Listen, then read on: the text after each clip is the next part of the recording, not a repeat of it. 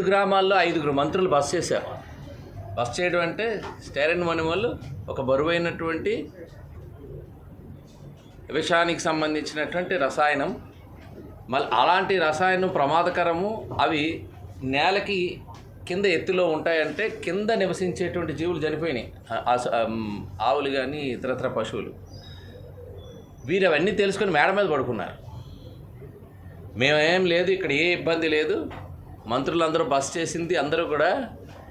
అంటే ఎత్తైన ప్రదేశంలోకి వెళ్తే వాళ్ళు కూడా ఇప్పుడు మాక్ డ్రిల్స్ చేసేటప్పుడు ఇదేమైనా లీక్ అయితే తడిగుడ్డ కట్టుకోమనో, లేకపోతే ఎత్తైన ప్రదేశానికి వెళ్తే దీనివల్ల ఇబ్బంది లేదనేటువంటి ఇలాంటి ప్రికాషన్స్ తీసుకొని ఇక్కడ అంతా బాగుంది, మీరు బయటికి వెళ్ళిపోయి గ్రామాలు వదిలి వెళ్ళిన వాళ్ళందరూ కూడా రండి అని చేసేటువంటి ప్రయత్నం గత ప్రభుత్వంలో చేశారు. అంటే నేను ఇక్కడ ఏమి చెప్పదలుచుకున్నానంటే, మీరు ప్రభుత్వంలో ఉండేటప్పుడు ఎల్జీ పాలిమర్స్ సంఘటనని అద్భుతంగా హ్యాండిల్ చేసాం, తర్వాత అనేక విధానాలు తీసుకొచ్చా ఉన్నారు. ఆ తర్వాత మీరు తెచ్చిన విధానాల తర్వాత ఒక్క ఫార్మా ఇండస్ట్రీస్లోనే 5 ఏళ్లలో 119 ప్రమాదాలు జరిగి చనిపోయినాయి. దీనికి ఒకవైపు అపోజిషన్లో రాగానే వాళ్ళందరూ దానికి సంబంధించిన ఓన్లీ వైజాగ్కి సంబంధించినటువంటి డేటా, ఇండస్ట్రీల్లో ఇష్యూస్ జరగడం అనేది దురదృష్టకరం.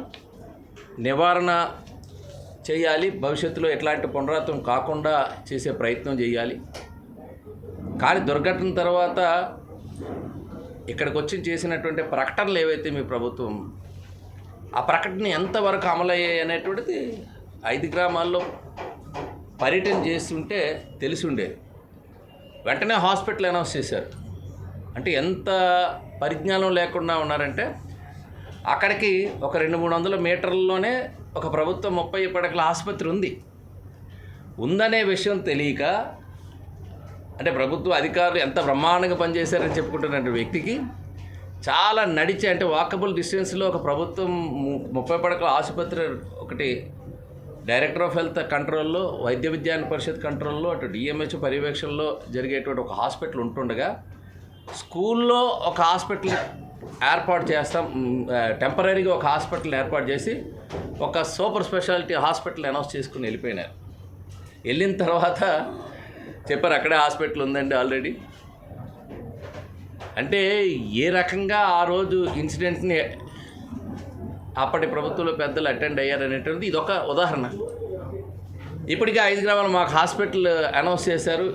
ఏది మా హాస్పిటల్ అంటున్నారు. టెంపరీగా పెట్టినటువంటి ఆ స్కూల్లో ఉన్నటువంటి డిస్పెన్సరీ అంటారో లేకపోతే పిహెచ్సి అంటారో తెలియదు, కానీ అదొక 6 నెలలు చేసి వెళ్ళిపోయారు. ఒక హెల్త్ కార్డ్స్ ఇష్యూ చేస్తాం, పర్మనెంట్గా ఫ్యూచర్లో వచ్చేటువంటి ఏదైనా డిసీజెస్ కానీ లేకపోతే ఇతరత్ర అంశాలు ఏవైనా లాంగ్ టర్మ్లో వచ్చేటువంటివి ఉండొచ్చు అనేటువంటి ఏదైతే హై లెవెల్ కమిటీ సిఫార్సు ఉందో, వాటికి మరి భవిష్యత్తులో వాళ్ళ వైద్య ఖర్చులు మీట్ అవ్వటానికి హెల్త్ కార్డ్స్ ఇష్యూ చేస్తామని అన్నారు.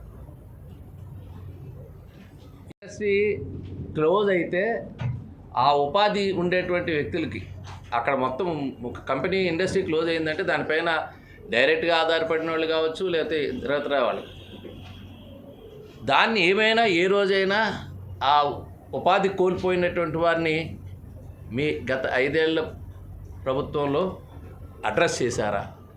ఒక ఇండస్ట్రీ మూతపడిన తర్వాత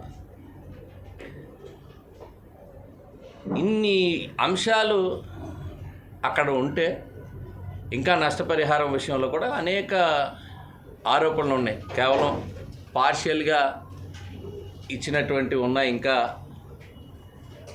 ఎవరైతే హాస్పిటలైజ్ అయ్యారో లేదా ఇతరత్ర వైద్యం తీసుకున్నవారో చాలా కొన్ని ప్రాంతాలు ఇగ్నోర్ కాబట్టి కేవలం కొన్ని ప్రాంతాలనే పరిగణలోకి తీసుకున్నారు. బాధితులు అయితే చుట్టూ ఉండేటువంటి అనేక ప్రాంతాలు ఉన్నాయని అనేక రిప్రజెంటేషన్స్ అప్పుడు వచ్చినప్పటికీ కూడా ఇండస్ట్రీ ఇచ్చినటువంటి కాంపన్సేషన్, ప్రభుత్వ పరంగా కాదు, ఇండస్ట్రీ ఇచ్చినటువంటి ఏదైతే వాళ్ళకి ఫైన్ అనండి, ఏదైతే ఏ రూపంలో ఇచ్చినా వాళ్ళు ఇచ్చినటువంటి డబ్బులు ఇచ్చి చేతులు దులుపుకున్నటువంటి ప్రభుత్వం. మరి ఇవేవి అడ్రస్ చేయకుండా ఎల్జీ పాలిమర్స్ ఇన్సిడెంట్ని చాలా అద్భుతంగా మేము హ్యాండిల్ చేయగలిగాం. ఈ ప్రభుత్వం వచ్చిన తర్వాత ఈ ప్రభుత్వం హ్యాండిల్ చేయలేదనేటువంటి మాటలు నిన్న ఆయన మాట్లాడటం, దానికి సంబంధించి ఇక్కడే శాసనసభ్యునిగా నేను ఆ రోజు కూడా సంఘటన జరిగిన వెంటనే అప్పుడు ప్రతిపక్షంలో ఉండేటువంటి శాసనసభ్యునిగా మా కర్తవ్యాన్ని కానీ మా బాధ్యతని కానీ ఆ రోజు వెంటనే అటెండ్ అవ్వటం జరిగింది.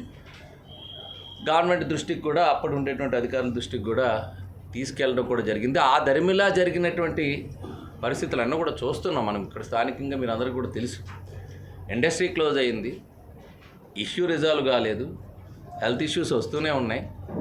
ఇప్పటికీ అక్కడ పొల్యూటెడ్ మెజర్స్కి సంబంధించినటువంటి అంశాలు మొన్నే అసెంబ్లీలో కూడా లేవనెత్తాను. ఎంతవరకు గ్రౌండ్ లెవెల్ కానీ లేకపోతే ఇతరత్ర ఇష్యూస్ రిజాల్వ్ అయినాయి, ఫ్యూచర్లో ఏ రకమైనటువంటి ఇండస్ట్రీ అక్కడ వస్తే అక్కడ ఎంప్లాయ్మెంట్ జనరేట్ అవుతుంది, ఇలాంటి సజెషన్స్ అన్నీ కూడా చేయడం జరిగింది.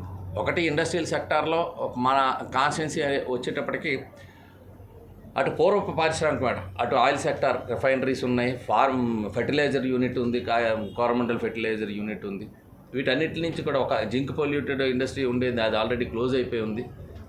దీని కారణం కేవలం పొల్యూషన్ కారణంగా క్లోజ్ అయినటువంటి ఇండస్ట్రీస్ 2 ఉన్నాయి మన నియోజకవర్గంలోని.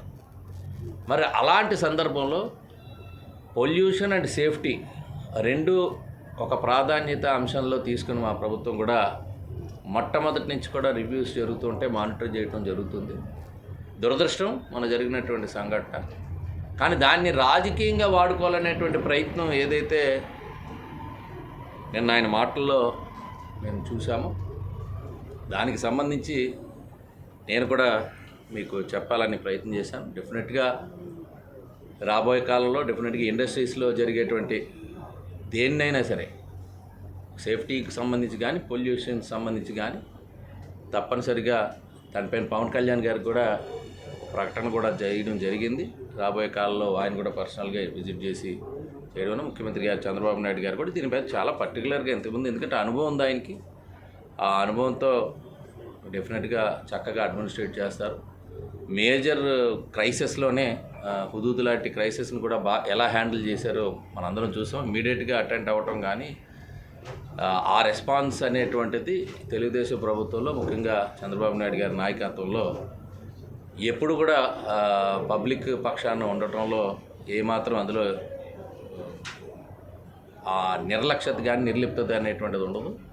డెఫినెట్గా ట్రాన్స్పరెంట్గానే ఏం జరిగినా ఉంటుంది తప్ప మీ ప్రభుత్వంలాగా ఎందుకు కడుతున్నారో ఏం కడుతున్నారో తెలియదు, రుషికొండలు ఇప్పటికీ తెలియదు. ఇప్పుడేమో ఆ పరదాల చాటును వచ్చినాక ఏం కట్టారనేది ప్రజలకు తెలిసింది. కానీ ఎక్కడా కూడా స్పష్టంగా మీడియా ముందుకు 5 ఏళ్ళు మాట్లాడనటువంటి ముఖ్యమంత్రి ఇప్పుడు మీడియా ముందుకు ప్రతిపక్ష హోదా, బహుశా ఇదే కరెక్ట్ ఏమో ఆయనకి సూటబుల్ ఏమో అనుకుంటున్నాను. ఎందుకంటే ఎప్పుడు కూడా నాకు తెలిసి విశాఖపట్నం అన్నిసార్లు వచ్చి మీ మీడియాకే ఒక్కసారి ఎదురుపడని వ్యక్తి కేవలం అపోజిషన్కి సంబంధించినటువంటి అంశం ఒక అబండాలు వేయడానికి ఒక వేదికగా ప్రెస్ మీట్ అటెండ్ అయ్యేటువంటి పరిస్థితి మనం చూస్తున్నాం.